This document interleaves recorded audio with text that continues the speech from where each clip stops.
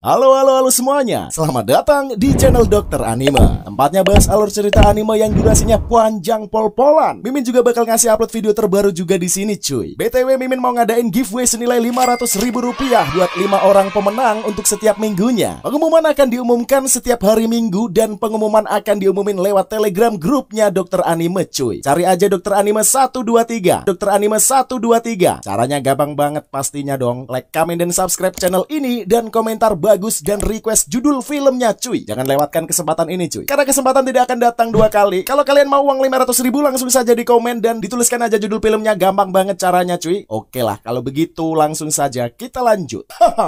Sebelum kita mulai cuy, bagaimana kabar kalian? Pastinya dong selalu sehat-sehat saja, karena sekarang Mimin bakal ngebawain alur cerita terbaik untuk menghibur kalian semua nih. Pokoknya yang terbaik buat kalian semua lah. Terutama buat para penonton setia ABP yang selalu komen, like, and share video-video terbaru dari kami setiap upload video terbaru. Buat yang belum subscribe, silahkan di subscribe dulu lah, biar Mimin selalu lebih overpower lagi untuk menghibur kalian. Oke lah, kali ini kita akan ngebahas anime yang berjudul Flying Witch. Dari episode 1 sampai episode 12 cuy. Seru banget gak tuh? Sedikit kita spillin ke sinopsisnya cuy, biar kalian kagak penasaran nih. Flying Witch ini sendiri bercerita tentang sebuah dunia penyihir. Seorang calon penyihir yang sudah menginjak umur 15 tahun dipunyai kewajiban harus pergi dari rumah mereka. Tentunya untuk mempelajari sihir secara sendiri. Itulah yang dilakukan Makoto Kawata. Dirinya harus meninggalkan Yokohama dalam mengejar pengetahuan dan pelatihan di suatu tempat. Makoto pergi ke sebuah desa kecil di pinggiran kota. Di sana dia tinggal di rumah saudaranya bernama Kuramoto Kei. Di sana dia juga bersekolah. Di sekolah yang sama dengan Kuramoto. Dirinya pun harus beradaptasi dengan keluarga baru yang dia tinggali. Karena keluarga tersebut hanyalah manusia biasa dan bukan keluarga penyihir. Cerita berpusat pada kehidupan sehari-hari Makoto di tempat tinggal barunya. Dari belajar sihir-sihir baru itu, ilmu baru yang dia dapat dari alam di desa tersebut. Oke lah, kagak usah bertele-tele lagi cuy. Langsung saja kita sikat menuju inti ceritanya. Cerita dimulai saat gadis bernama Makoto Kawata dan kucingnya bernama Chito pergi ke rumah saudara sepupunya bernama Kuramoto Kei. Makoto berencana untuk tinggal di sana selama beberapa waktu yang tidak tentu. Sesampainya di kota tersebut, Makoto dijemput oleh Kei dan langsung membawanya ke rumah. Setelah berada di rumah, adik perempuan Kei yang bernama Chinatsu bingung dengan kedatangan dari Makoto. Sehingga mengira kalau Makoto ini adalah pacar kakaknya. Kemudian Kei mengantarkan Makoto ke kamarnya. Terlihat banyak sekali barang yang dibawa oleh Makoto. Saat Kei sedang memasak, Chinatsu bilang kalau Makoto ini adalah bukan orang yang baik. Karena dia berbicara dengan kucingnya saat di dalam kamar. Setelah Kei selesai masak, mereka bertiga pun makan bersama sambil bersantai. Tapi di sini Chinatsu seperti yang menjaga jarak dengan Makoto. Makoto lalu menanyakan tos serba di sekitar rumah Kei karena dia ingin membeli keperluan lainnya. Tapi karena jaraknya yang jauh dan tidak ingin Makoto tersasar, Kei lalu menyuruh Chinatsu untuk menemaninya. Tetapi Chinatsu akan melakukannya dengan syarat dibelikan sebuah donat. Makoto pun setuju dengan syarat itu. Di perjalanan, Chinatsu menanyakan dari mana Makoto berasal. Makoto bilang kalau dia datang dari Yokohama. Mendengar kata Yokohama membuat Chinatsu mulai sedikit akrab dengan Makoto. Sesampainya di Toserba, mereka berdua berbelanja bersama. Saat melihat toko donat, Chinatsu langsung mendatangi toko tersebut. Sesuai kesepakatan, Makoto lalu membelikan beberapa donat untuk Chinatsu dan Kei. Kemudian Makoto menemukan toko yang menjual sapu bambu. Makoto lalu mencoba sapu tersebut dan membuatnya melayang. Hal ini tentu membuat Chinatsu sangat terkejut. Di sisi lain, Kei yang sedang berada di toko temannya yang bernama Nao Ishiwatari didatangi oleh Makoto dan Chinatsu dengan terbang menggunakan sapu. Chinatsu yang bertemu dengan kakaknya meluapkan kegembiraan karena dia telah terbang bersama dengan Makoto. Kei lalu memperkenalkan Nao ke Makoto. Makoto pun memperkenalkan dirinya sebagai penyihir.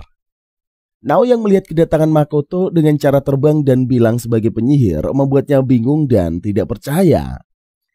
Keesokan harinya, Makoto dan Kei pergi bersama ke sekolah. Sesampainya di sekolah, ternyata Makoto dan Nao satu kelas. Melihat Makoto membuat Nao sedikit takut, karena dia telah melihat Makoto yang bisa terbang dan bilang sebagai penyihir. Makoto lalu menjelaskan meskipun identitasnya sebagai penyihir, tapi dia tetap gadis biasa sama seperti Nao. Jika tidak keberatan, Makoto juga meminta Nao untuk berteman dengannya. Kemudian ada sebuah pengumuman untuk seluruh murid yang berkumpul di aula. Saat menuju aula, Nao menanyakan kenapa Makoto tinggal bersama Kei. Makoto menjelaskan kalau di dunia penyihir secara tradisi saat akan dikatakan dewasa tepatnya saat menginjak usia 15 tahun. Jadi agar bisa terlihat lebih mandiri, dia pindah dari rumah. Tapi menurut orang tua, Makoto di zaman sekarang penghasilan penyihir itu tidak stabil. Jadi dia harus tetap bersekolah. Orang tuanya juga menyuruh Makoto untuk tinggal di tempat saudaranya agar orang tuanya bisa tenang. Dan masih banyak penyihir lainnya seperti Makoto, terutama di daerah Tohoku. Karena di sana banyak kekayaan alam dan sumber daya sihir, sehingga membuat daerahnya juga sudah terkenal di kalangan para penyihir. Nao juga berpikiran kalau orang biasa sepertinya tidak mengetahui penyihir. Berarti para penyihir itu merahasiakan identitasnya. Makoto juga menjelaskan kalau identitas penyihir hanya diketahui oleh penyihir lain dan para saudaranya. Namun jika ada seseorang yang lain atau yang tahu, cukup merahasiakan identitas penyihir tersebut.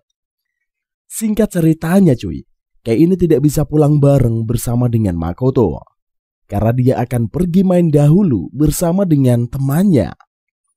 Dia juga meminta kepada Makoto untuk bilang kepada ibunya kalau dia akan pulang saat makan malam. Kemudian Kei meminta tolong kepada Nao untuk mengantar Makoto pulang sampai ke rumah.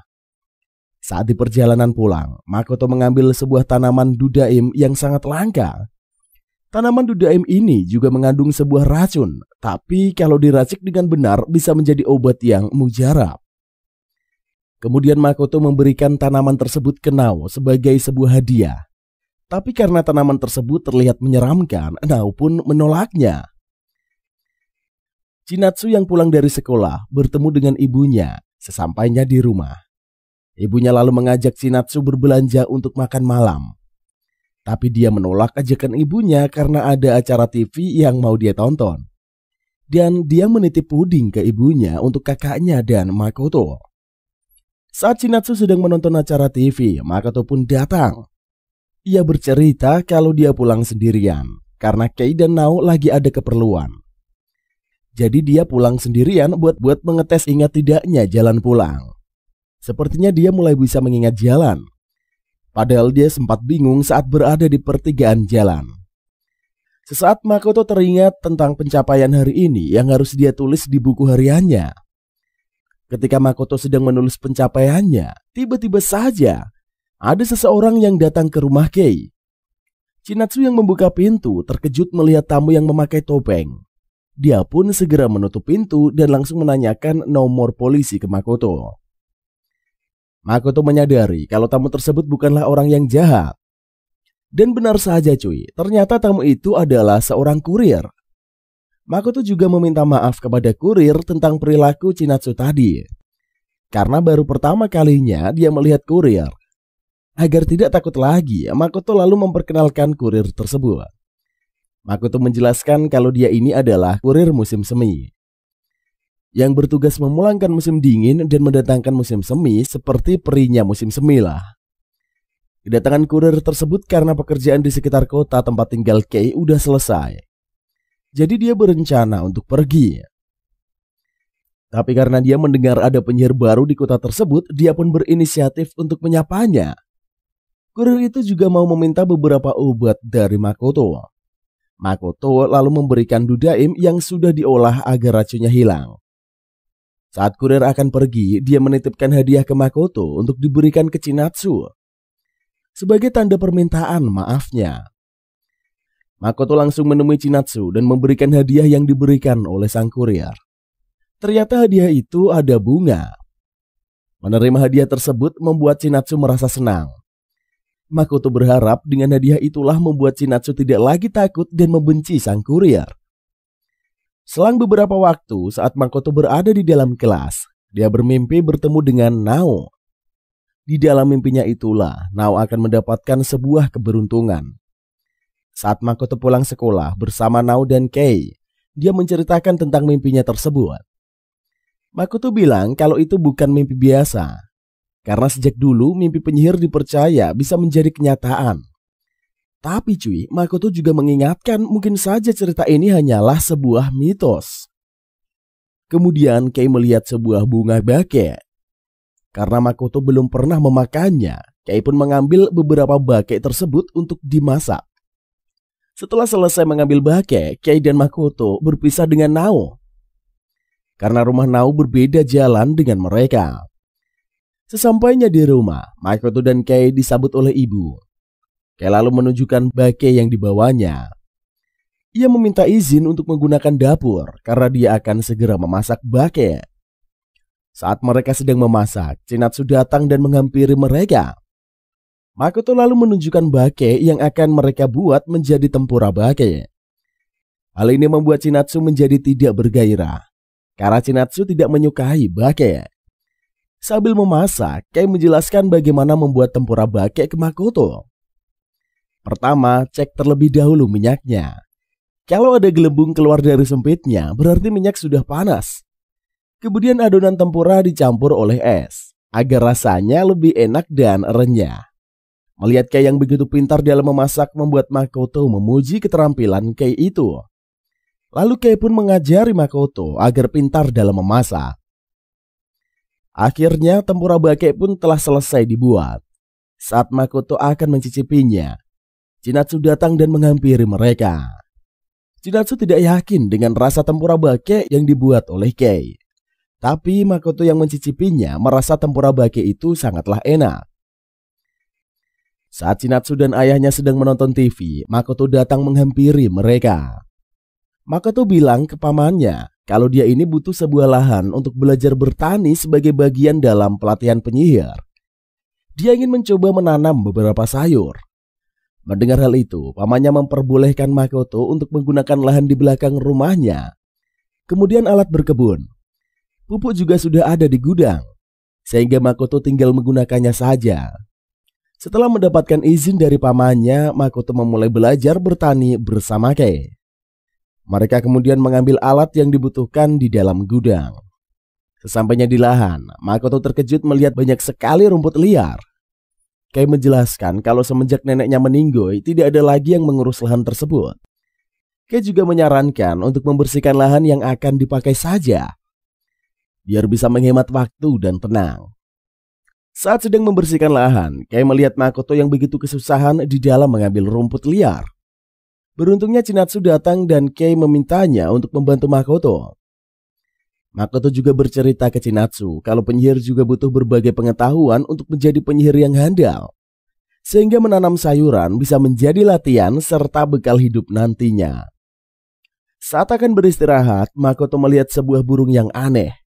Kei lalu memberitahu kalau burung itu adalah burung pegar. Karena burung itu sangat cantik, Makoto pun berusaha untuk menangkapnya. Namun usahanya itu berhasil. Kei lalu meminta Makoto untuk beristirahat terlebih dulu. Mereka pun melanjutkan membersihkan lahan dengan menyebarkan kapur dan pupuk dulu. Terus meratakan dengan cangkul dan dilanjut dengan menyiram lahan itu. Akhirnya setelah semua proses mereka lalui, lahan tersebut sudah siap untuk dipakai bertani. Namun lahan tersebut baru bisa dipakai seminggu lagi. Karena harus menunggu kapur dan pupuknya menyatu dengan tanah. Karena sekarang sedang musim semi, Makoto lalu berencana untuk menanam terong, timun, tomat, jagung, labu, okra, paprika, pare, zukini, bawang putih, kacang hijau, banyaklah pokoknya. Mendengarkan hal itu, Kei berkata kalau lahan itu tidak akan cukup untuk menanam semuanya. Kemudian ayah Kei datang untuk mengecek tanaman yang sudah mereka olah. Menurut ayah Kei, tanah tersebut sudah cukup bagus untuk digunakan. Kei juga menyarankan ke Makoto kalau tidak ada yang dimengerti oleh Makoto, bisa saja langsung ditanyakan ke ayahnya. Makoto langsung bertanya satu hal tentang semua sayuran yang bisa ditanam bersamaan. Pamannya menjelaskan kalau ada beberapa tanaman yang tidak bisa ditanam secara bersama. Saat akan menjelaskan lebih detail, pamannya Makoto melihat burung pagar dan berusaha untuk menangkap burung tersebut. Selang beberapa waktu, saat Chinatsu sedang menyiram bunga di halaman rumahnya, datang seseorang dengan menggunakan pakaian yang menutupi seluruh tubuhnya. Tapi orang tersebut mengenal semua keluarga Chinatsu dan orang tersebut menanyakan tentang Makoto. Karena Makoto berada di rumah Chinatsu, orang itu pun bergegas masuk ke dalam untuk bertemu dengan ibu Chinatsu dan menunggu kedatangan Makoto. Saat Kei dan Makoto sampai di rumah, Makoto terkejut dengan adanya seekor kucing bernama Kenny yang berada di rumah Kei. Lalu Makoto bertemu dengan orang yang sedang menunggunya dari tadi. Orang tersebut ternyata adalah kakaknya Makoto bernama Akane Kawata. Akane juga merupakan seorang penyihir yang begitu terkenal di dunia penyihir. Dia juga sangat berbakat dan sangat dihormati di kalangan penyihir. Kedatangan Akane ke rumah Kei karena dia ingin penasaran dengan keadaan adiknya. Akane juga membawakan oleh-oleh mereka dari Afrika. Kebetulan sebelum datang ke rumah Kei, dia telah mengembara dari Afrika. Chinatsu mendapatkan buah kakao dari Ghana. Makoto mendapatkan garam batu dari Mali. Kei mendapatkan minyak dari Libya dan ibunya Kei mendapatkan biji kopi murni. Karena mengetahui Makoto belum banyak mempergunakan sihirnya selama berada di rumah Kei, Akane lalu menyarankan agar Makoto memakai sihir. Karena nantinya kekuatan sihir Makoto ini bisa melemah. Jadi meskipun cuma sihir sederhana, Akane meminta Makoto untuk menyempatkan berlatih. Sebagai pemanasan, Akane akan mengajarkan sihir yang mudah kepada Makoto. Akane lalu bertanya kepada Chinatsu tentang tempat yang sepi. Chinatsu lalu mengantarkan mereka ke sebuah kuil. Setelah berada di kuil, Akane lalu menunjukkan cara menggunakan sihir pemanggil burung gagak. Pertama, Akane meminta 2 helai rambut dari Chinatsu. Lalu dimasukkan ke dalam sebuah amplop yang bertuliskan mantra. Kemudian amplop itu dibakar dan disiram, sehingga menimbulkan asap. Kemudian datanglah burung gagak yang menghampiri Chinatsu. Makoto lalu mencobanya dengan menggunakan rambutnya. Tapi gagak yang datang malah berjumlah puluhan. Akane menjelaskan kalau menggunakan rambut penyihir kekuatannya akan begitu besar, sehingga bisa memanggil begitu banyak burung gagak. Setelah selesai latihan, Akane pun pamit pergi dengan menggunakan sihir teleportasi. Makoto bersama Kei dan Chinatsu pergi jalan-jalan ke suatu festival. Di perjalanan mereka melihat pohon sakura yang begitu bagus, membuat Makoto sangat senang. Mereka juga melihat kastil Hirosaki. Di sana mereka melakukan foto bersama yang dibantu oleh seorang nenek yang kebetulan lewat. Sesampainya di festival, mereka langsung berburu makanan dan camilan dengan uang yang diberikan oleh ibunya Kei. Setelah puas makan, Makoto mengajak Kei dan Chinatsu untuk masuk ke dalam rumah hantu. Kei yang takut coba mengalihkannya untuk pergi ke tempat lotre. Tetapi Makoto memaksanya masuk ke rumah hantu tersebut. Selesai dari rumah hantu, mereka pun pergi ke tempat lotre dan Chinatsu berhasil mendapatkan sebuah boneka. Kemudian mereka bertemu dengan seorang peramal.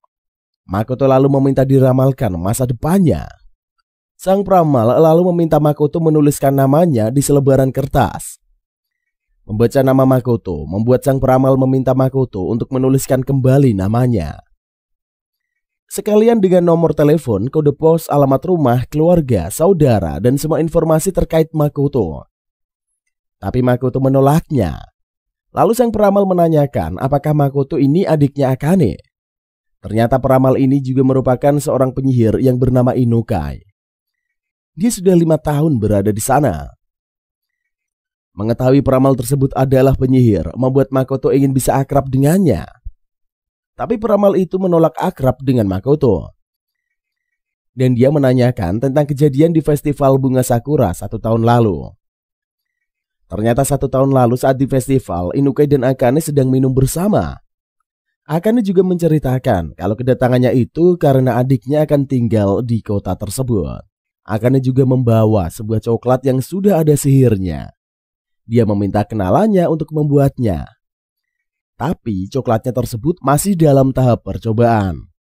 Coklat itu dapat merubah orang menjadi binatang. Ngeri kali cuy. Karena kebanyakan minum, Inukai tanpa sadar memakan coklat tersebut, sehingga membuatnya menjadi seperti anjing. Tapi menurut Chinatsu itu sangatlah imut. Beruntung sihirnya ini tidak bekerja sepenuhnya, sehingga Inukai bisa kembali ke wujud manusianya saat malam.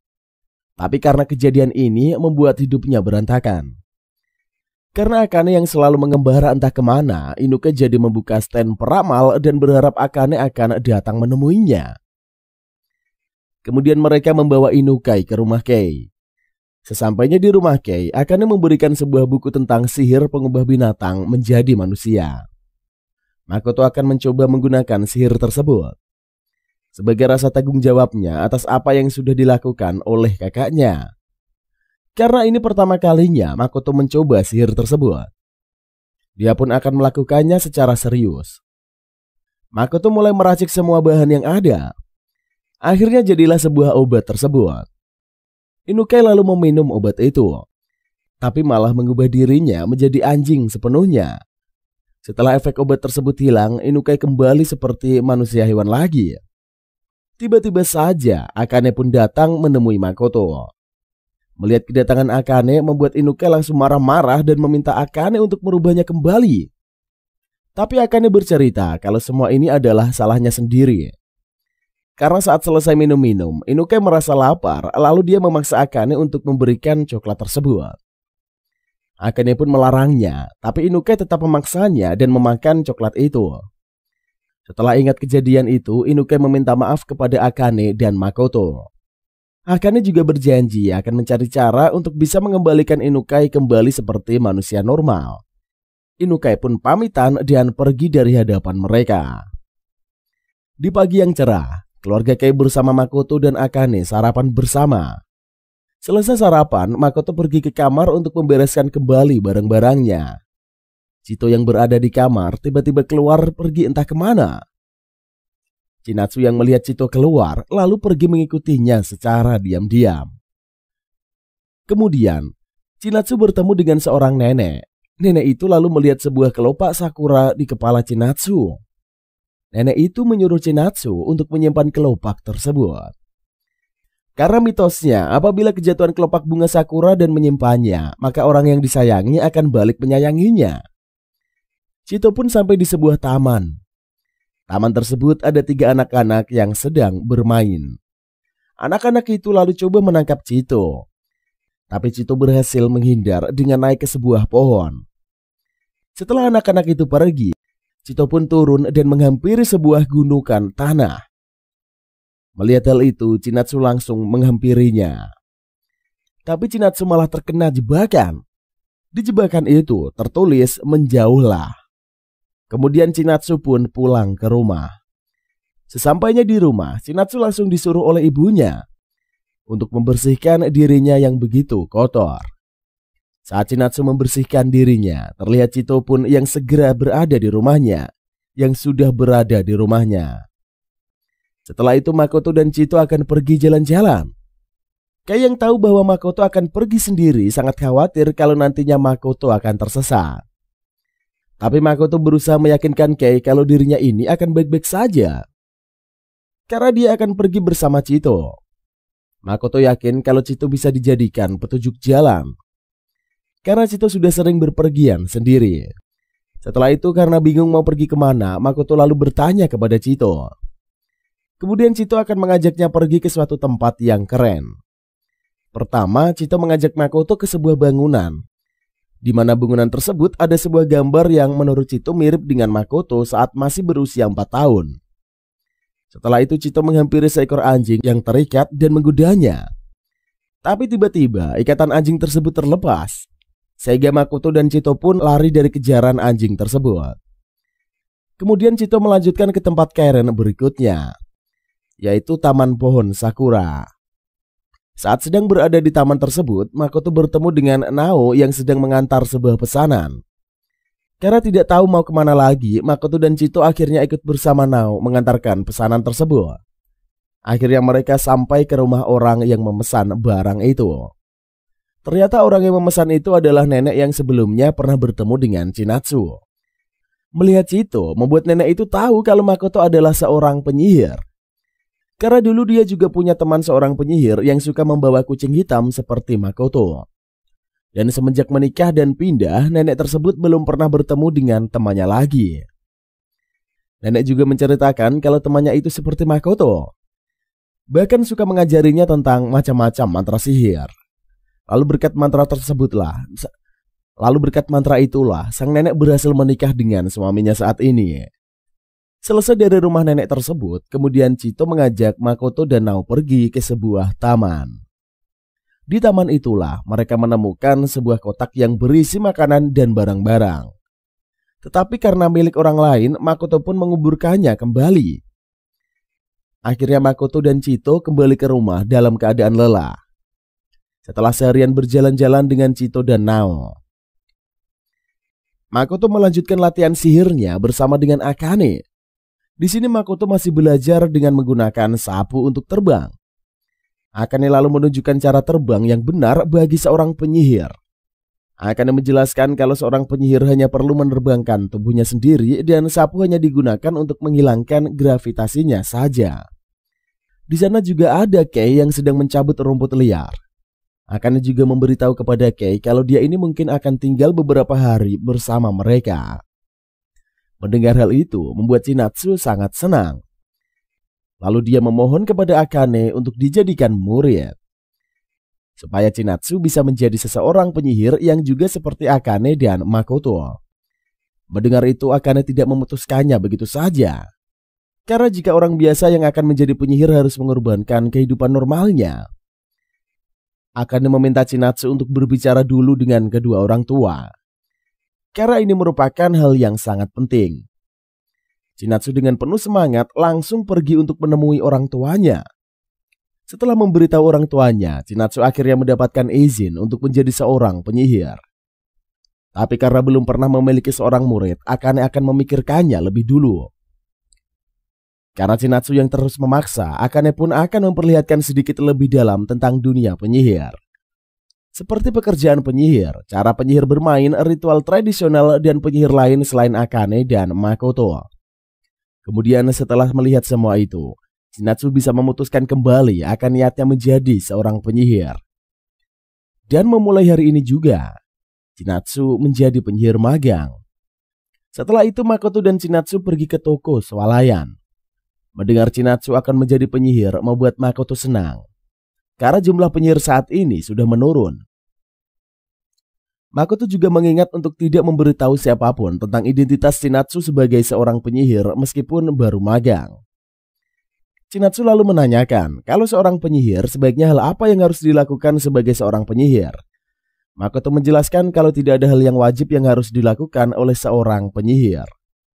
Seorang penyihir bebas melakukan apa saja, seperti membuat obat lalu menjualnya, belajar mantra sambil bermain, meramal seperti Inukai atau berpetualang mengelilingi dunia seperti Akane.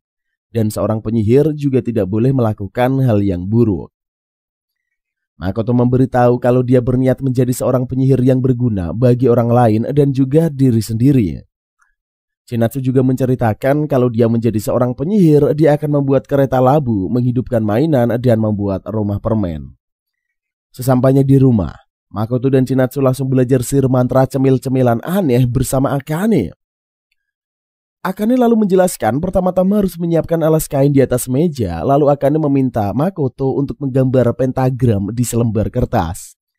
Setelah selesai pada setiap sudut gambar pentagram diletakkan sebuah lilin. Kemudian letakkan camilan berada di utara dan selatan lingkaran.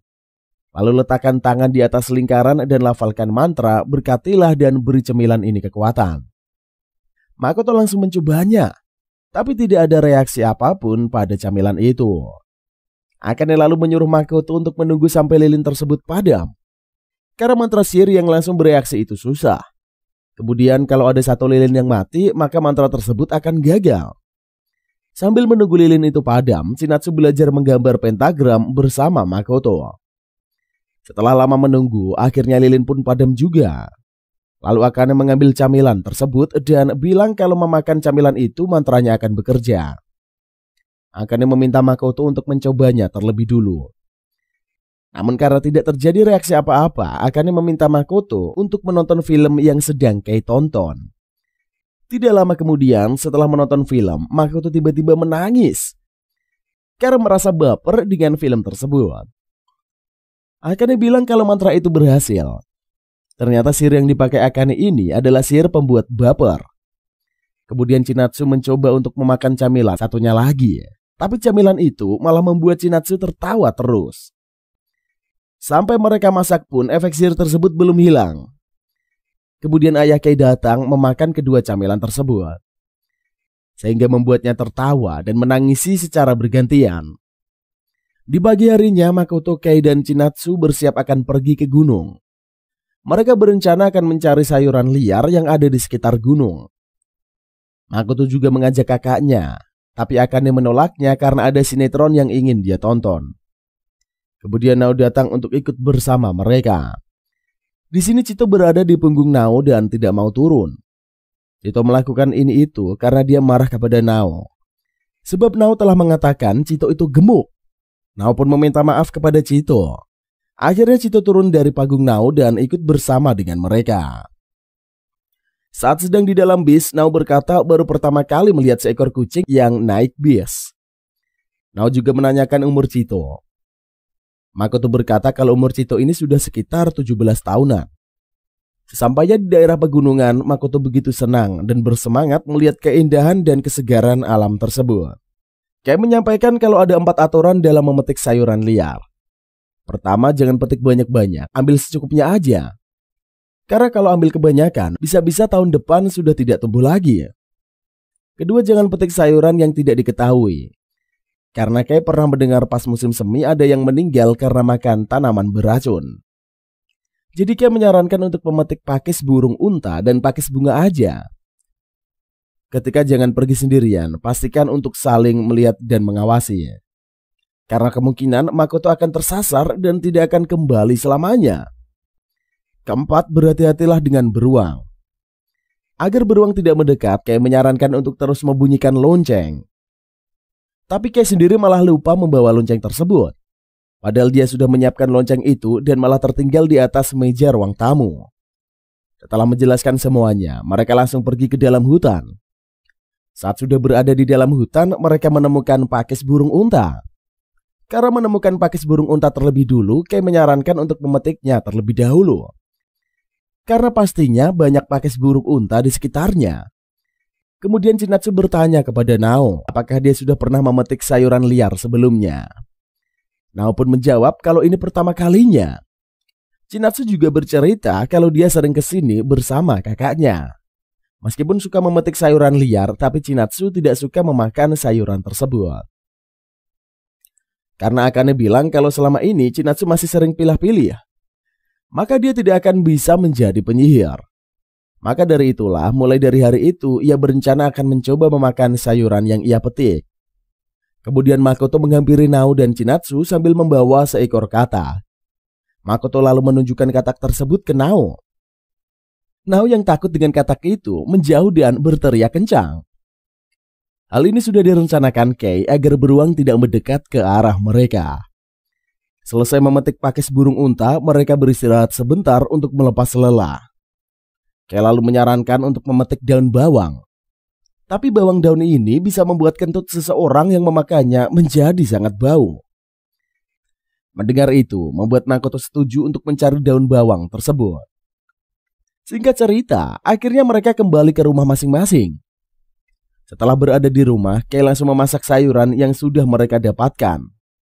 Kei yang sudah selesai memasak lalu meminta Makoto untuk mencicipinya. Makoto merasa pakis burung unta ini dibuat oleh Kei rasanya sangat enak. Kemudian Chinatsu mencobanya juga. Tapi menurutnya sayuran itu lebih cocok untuk dewasa daripada anak-anak. Karena Chinatsu tidak begitu suka dengan sayuran, Akane menyarankan untuk memakan sebuah kue. Kebetulan Akane mengetahui ke sebuah kafe yang rotinya sangat enak. Kafe tersebut tempatnya agak tersembunyi dan dikelola oleh seorang penyihir, sehingga akan menjadi kesempatan bagus untuk Chinatsu untuk melihat lebih dalam lagi tentang seorang penyihir. Singkat cerita, Makoto, Kei, dan Chinatsu pergi ke sebuah kafe tersebut sesuai alamat yang diberikan Akane. Tapi sesampainya di alamat tersebut, mereka terkejut melihat sebuah bangunan yang rusak yang tidak terlihat layaknya sebuah kafe.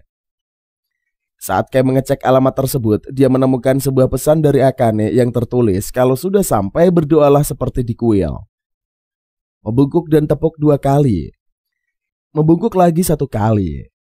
Kemudian Makoto melakukan hal tersebut sampai mengajari Chinatsu.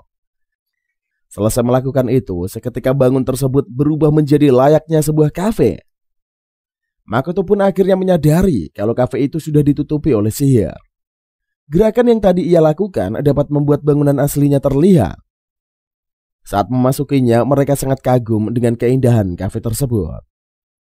Makoto lalu menemukannya sebuah kertas yang bertuliskan "Selamat datang, silakan duduk dimanapun kalian suka."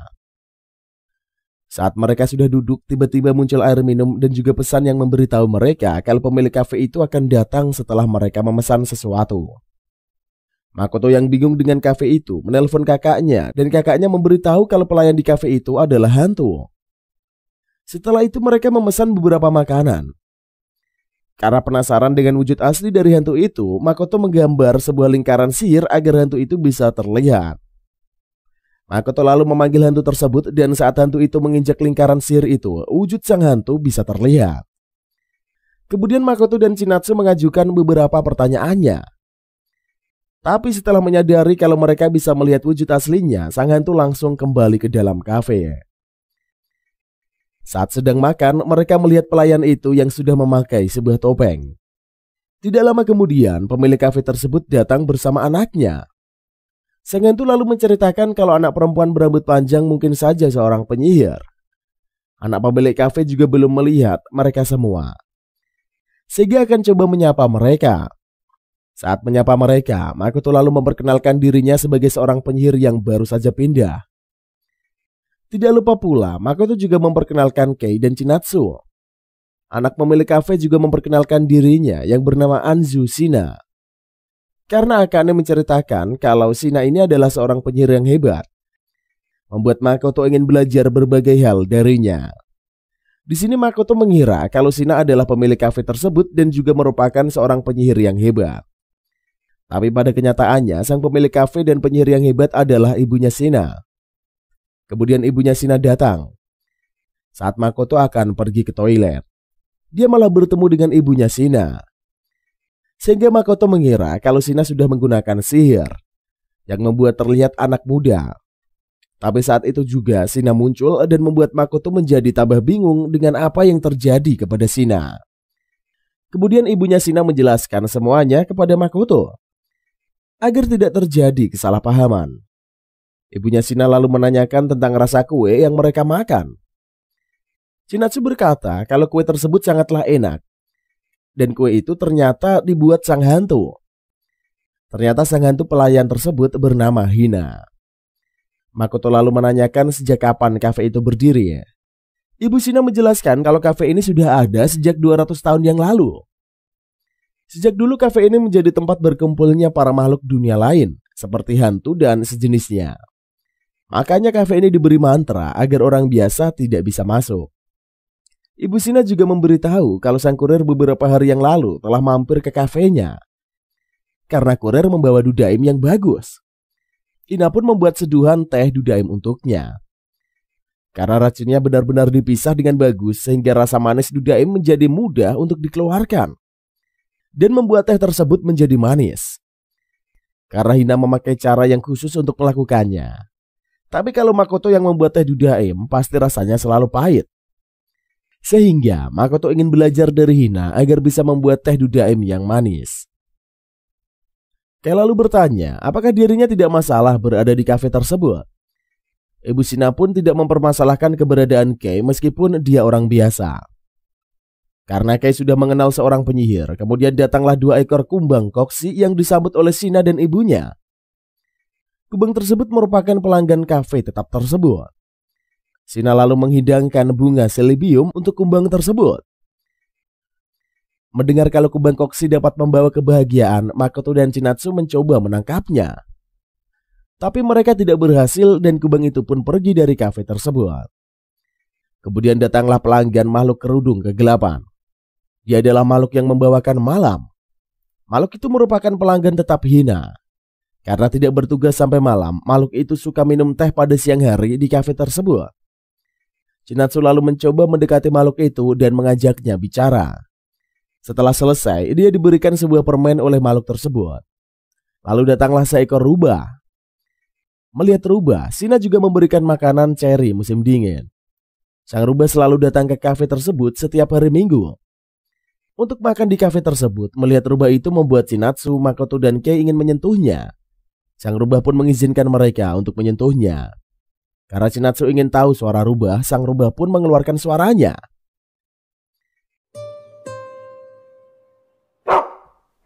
Keesokan harinya, Ibu Chinatsu sedang membacakan sebuah cerita tentang hewan.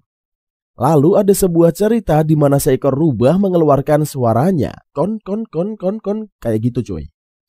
Chinatsu lalu memberitahu ibunya suara asli rubah bukanlah kon tapi guguk. Ya iyalah guguk. Masuk meow. Karena Chinatsu sudah mengetahuinya secara langsung kemarin. Kemudian Makoto dan Kei pun datang. Makoto lalu melihat gambar cerita tersebut. Chinatsu memberitahu kalau itu adalah gambar buatan dari ibunya. Makoto merasa gambar itu sangatlah bagus, seperti profesional. Kei juga memberitahu Makoto kalau ibunya adalah seorang penulis buku bergambar. Ternyata saat ini ibunya meminta Chinatsu untuk mengecek ceritanya cocok untuk anak-anak atau tidak. Chinatsu yang sudah mengecek merasa kalau cerita buatan ibunya itu sangat bagus dan cocok untuk anak-anak. Tidak lama kemudian, Inukai datang mencari Akane. Karena Akane sedang pergi ke Burkina Faso. Ibu Kei dan Makoto lalu mengajaknya untuk masuk terlebih dahulu. Melihat kedatangan Inukai membuat Chinatsu senang. Begitu juga dengan Al yang senang melihat Chinatsu. Chito yang melihat Al tiba-tiba saja seolah-olah menangkapnya. Bukannya menangkap Al, tapi Chito malah mengelus Al. Karena kata Makoto, Chito sudah bosan dengan seekor tikus. Inukai lalu memberikan sebuah camilan yang ia bawa. Inukai akan meramal mereka bertiga sebagai permintaan maafnya. Karena sudah merepotkan mereka bertiga tempo hari. Inukai meminta mereka untuk menceritakan masalah atau kekhawatiran yang ada saat ini. Tapi karena merasa tidak mempunyai masalah yang berarti, Inukai lalu menawarkan untuk beramal hari esok. Inukai menjelaskan pertama mereka harus memegang batu tersebut dengan kedua tangan. Lalu berkata, tolong beritahu ramalanku besok. Di dalam hati sambil melempar batunya ke tengah lingkaran yang tersedia. Dan Inukai pun akan membaca ramalannya. Di tempat jatuhnya batu tersebut, Makoto memulai ramalan itu. Setelah batu itu terjatuh, Inukai membaca letak batu-batu itu. Menurut Inukai, batu-batu tersebut menunjukkan perjalanan, kejutan, tidak dibutuhkan, kreatif, masalah, reuni, dan hadiah. Kemungkinan besar Makoto akan menemukan masalah kalau keluar rumah. Tapi kalau Makoto dapat mengatasinya, dia akan mendapatkan pengembangan besar. Kemudian dilanjut dengan Chinatsu, di mana batu-batu tersebut menunjukkan dua sisi tradisi perjalanan yang tidak diketahui. Kebodohan, tidak berarti, dan hal berharga. Kemungkinan besar besok Chinatsu akan menemukan sisi baru di dalam dirinya. Dan terakhir Kei. Di sini Inukai menjelaskan kalau berusaha Kei akan bisa mendapatkan nilai bagus dalam ujiannya nanti. Tidak terasa malam pun tiba. Mereka bertiga melihat wajah asli Inukai dan mereka memujinya. Inukai yang terlihat begitu cantik, karena sudah malam Inukai pun langsung pamitan untuk pulang. Esoknya saat jam istirahat Makoto makan bersama Nao. Makoto lalu mengajak Nao ke rumah Kei. Karena hari ini Makoto akan memanen sayuran. Setelah sampai di rumahnya, Makoto melihat kakaknya yang sudah datang. Makoto juga memberitahu Nao kalau kakaknya juga seorang penyihir sama seperti dirinya. Saat melihat kebun sayur punya Makoto, Nao sangat takjub karena kebun tersebut seperti diolah oleh seorang profesional. Kemudian Makoto mengajak Nao untuk masuk ke dalam untuk bersantai lebih dulu. Lalu Kei pun datang dan mengobrol dengan Nao. Akane yang melihat Kei dan Nao mengira kalau mereka sedang berpacaran, sehingga meninggalkan mereka berdua. Selang beberapa lama Chinatsu datang dan mengajak Makoto untuk mengambil lobak yang sudah siap panen. Makoto juga mengajak Nao untuk melihat tanaman lobak yang akan mereka ambil. Makoto menceritakan kalau lobak bisa menurunkan berat badan dan bisa membuat kulit menjadi halus. Mendengar hal itu membuat Nao meminta beberapa lobak tersebut. Setelah selesai mengambil lobak itu, mereka pun langsung memakan lobak tersebut bersama-sama. Malamnya Akane tidak bisa tidur. Memanggil Makoto, Chinatsu dan Kei untuk berkumpul di ruang keluarga. Akane kemudian memberikan oleh-oleh kepada mereka. Di saat itulah Makoto dan Chinatsu teringat tentang ramalan dari Inukai. Di sekolah, kelas praktek memasak pun dimulai. Makoto satu kelompok dengan Nao dan Kei. Di sini Nao terlihat tidak bersemangat karena dia tidak bisa memasak dan takut hal-hal yang tidak diinginkan akan terjadi. Makoto pun mencoba untuk memberikan semangat dan menenangkan kalau tidak akan terjadi apa-apa. Nao yang tadi tidak masak ternyata kebagian memasak sebuah bistik yang cukup rumit dalam mengolah bumbunya. Ternyata Nao saat kecil pernah melakukan sebuah kesalahan di dalam memasak, sehingga membuatnya trauma sampai sekarang. Karena terus berisik, Nao mendapatkan arah dari gurunya tentang tata cara mengiris bawang. Dengan mengikuti resep yang ada serta arahan dari Makoto dan Kei, Nao berhasil membuat bistik tersebut. Singkat cerita, setelah semuanya selesai memasak, mereka pun akan memakan masakan tersebut, tapi sungguh disayangkan. Mereka kehabisan nasi yang sudah disediakan oleh sekolah. Esoknya Makoto, Kei, Akane, dan Chinatsu pergi ke sebuah kebun apel bersama orang tua Kei. Sampainya di kebun apel, Ibu Kei memperkenalkan Makoto dan Akane ke pengawal kebun apel tersebut. Kei lalu memberikan sebuah tangga kepada Makoto yang akan digunakan untuk mengambil pohon apel. Saat di jalan, Kei juga memperingatkan kepada Makoto dan Akane untuk berhati-hati supaya kepala mereka tidak terbentur dengan batang pohon tersebut. Karena pohon apel di kebun itu sangatlah pendek. Barusan aja diingatkan, Makoto sudah terbentur oleh batang pohon apel.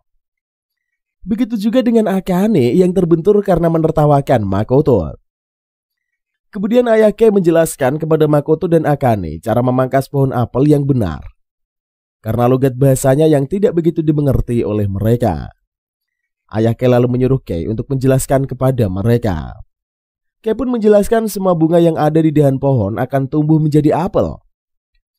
Tetapi kalau dibiarkan tumbuh nanti buahnya jadi tidak bagus. Jadi pangkas aja bunganya dan sisakan satu agar nutrisinya merata.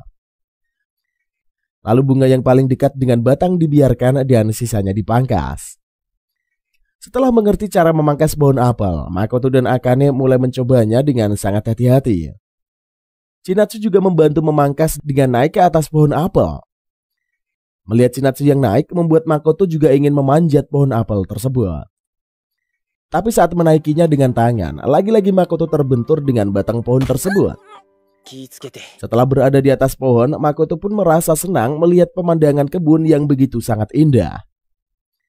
Selesai memangkas bagian atas pohon, Makoto yang turun melihat sarang lebah tanduk. Kei juga menangkap seekor lebah tersebut dan memberinya kepada Makoto. Tapi saat berada di tangan Makoto, lebah tersebut malah menggigit jarinya. Kemudian ayah Kei menghentikan semua orang untuk beristirahat terlebih dahulu. Saat beristirahat, Makoto menawarkan kue jari yang dibuatnya saat praktek memasak sekolah kemarin. Makoto juga mendapatkan sebuah madu dari pegawai kebun tersebut. Di pagi hari yang masih berkabut, Akane dan Chinatsu berada di depan rumah.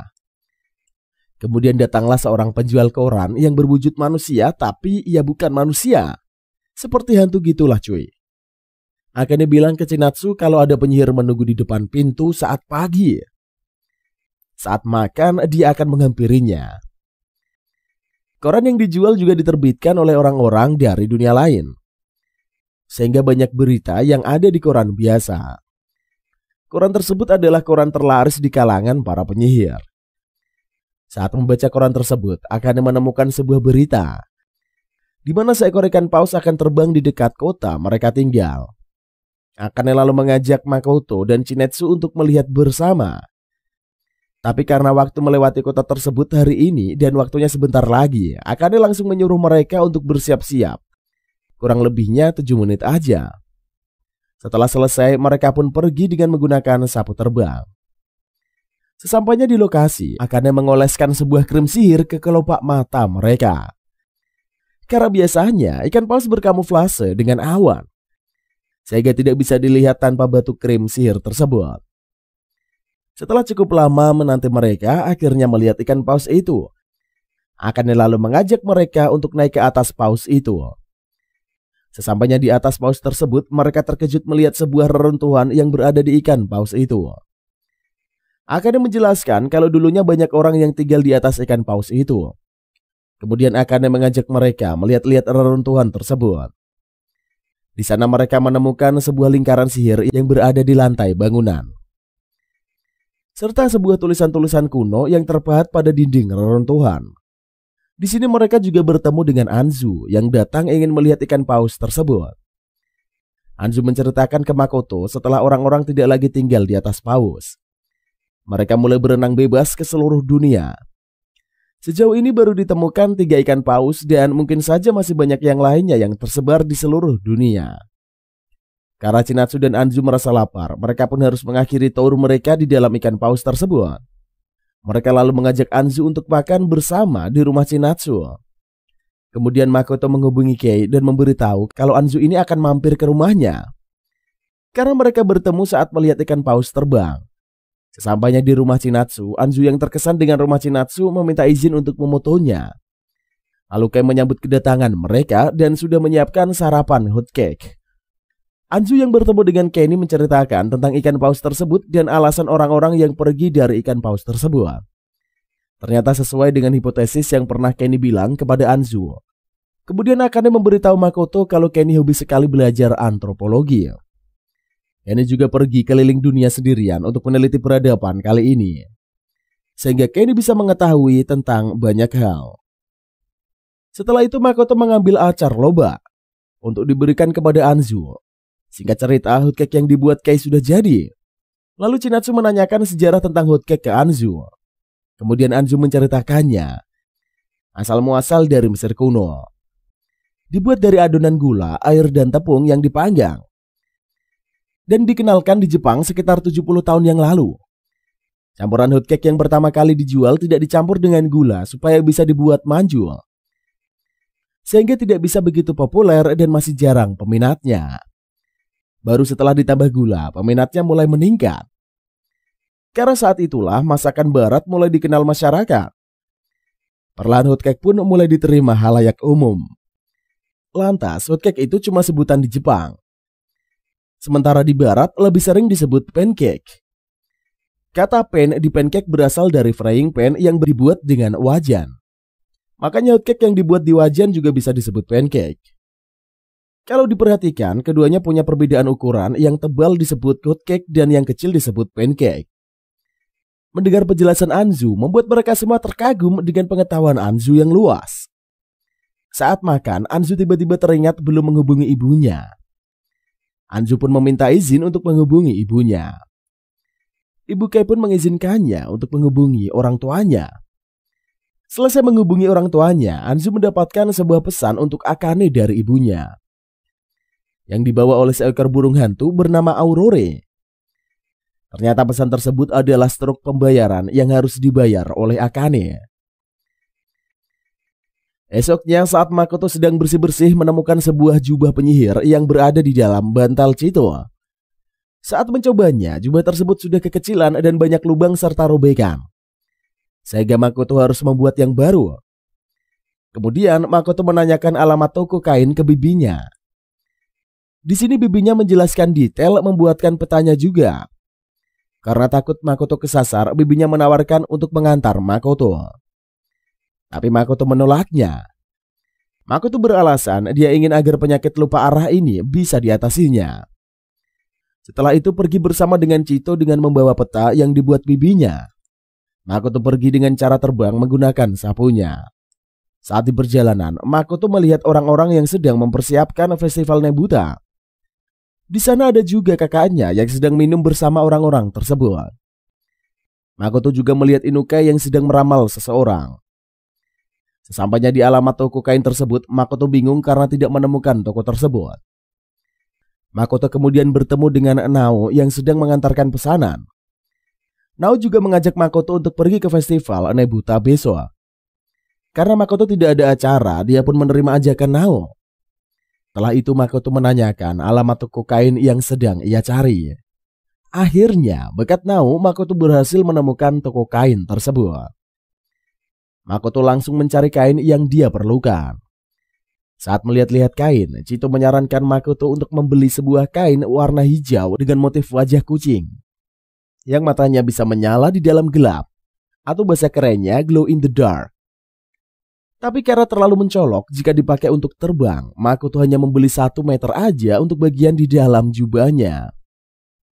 Makoto juga membeli kain berwarna hitam untuk bagian luarnya. Karena harganya begitu murah, Makoto memutuskan akan membuat 2 jubah. 1 untuk dirinya dan 1 lagi untuk Chinatsu.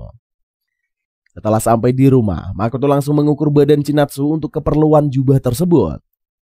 Kemudian Makoto menyuruh Chinatsu untuk tidak masuk ke ruangannya, tetapi karena rasa penasarannya, Chinatsu pun masuk ke ruangan Makoto.